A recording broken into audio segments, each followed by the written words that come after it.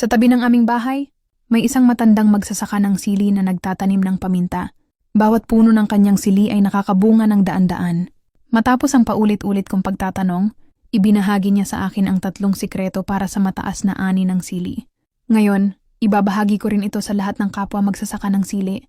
Una, magtanim ng 2 punla na magkatabi para suportahan ang isa't isa, maiwasan ang pagbagsak, at mapahusay ang cross-pollination na makabuluhang nagpapataas ng produksyon ng sili.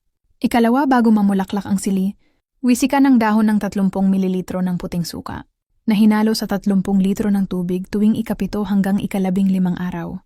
Makokontrol nito ang mga peste at mapapabuti ang paglaki ng sili. Ikatlo, pagkatapos mamulaklak ng sili, wisikan ng dahon ng 30 gramo ng baking soda na hinalo sa 30 litro ng tubig tuwing ika-7 hanggang ika-15 araw. Dahil dito, bawat punong sili ay magbubunga ng napakaraming sili. Naintindihan mo ba? Kung hindi, like at follow para sa iba pang impormasyon sa pagtatanim.